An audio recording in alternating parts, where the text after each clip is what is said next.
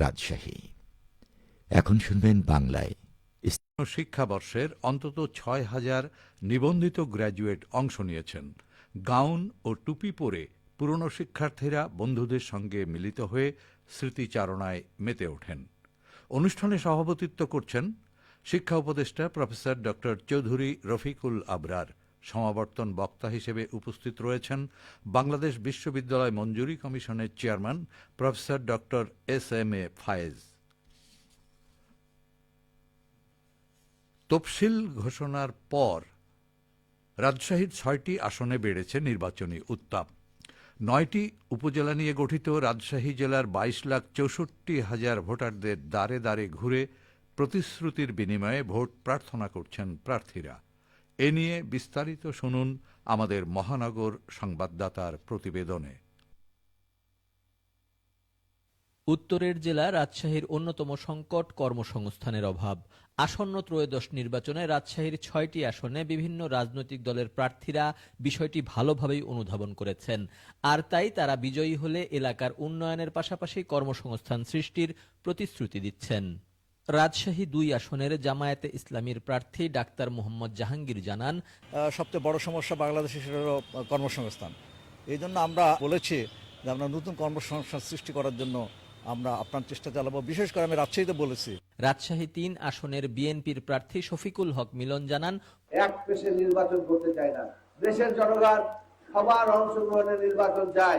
আর আমি ড্যামের মতো নির্বাচন চাই না, দিনের ভোট আগের রাত্রে চাই না, আর বিনা ভোটে নির্বাচিত হতে চাই না। এই জন্য আমাদেরকে ওই যারা ভোট চাইতে যাচ্ছে তাদেরকে আমরা উৎসাহিত করব। রাজনীতি হোক দেশ ও জনগণের উন্নয়নের জন্য।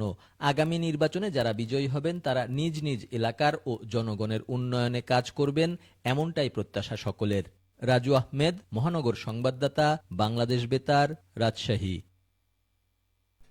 এদিকে সারা দেশের ন্যায় পাবনাতেও চলছে ত্রয়োদশ জাতীয় সংসদ নির্বাচনের নির্বাচনী আমেজ।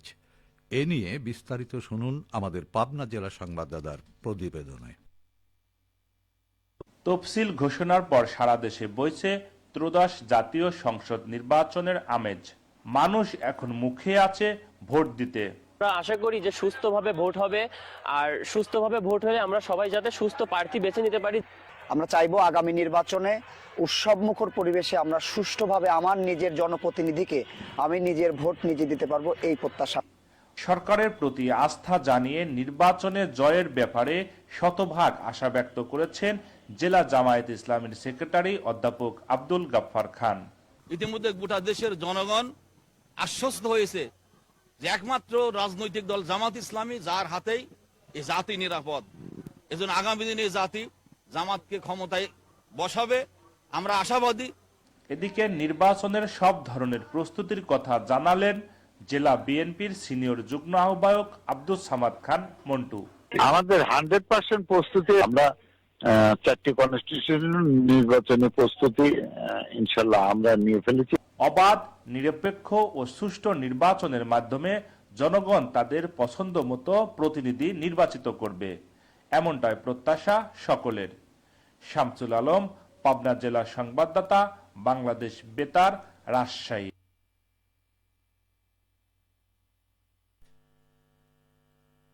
চলতি মৌসুমে নওগাঁ জেলায় ৬৫,৬৭৬ হেক্টর জমিতে সরিষা চাষের লক্ষ্যমাত্রা রয়েছে। ইতোমধ্যেই ৫৪,৭৫০ হেক্টর জমিতে আবাদ হয়েছে। উৎপাদন লক্ষ্যমাত্রা ১,০৯,৬৮০ মেট্রিক টন। এ থেকে ৪৩,৮৭০ মেট্রিক টন তেল উৎপাদন হবে বলে আশা করা হচ্ছে।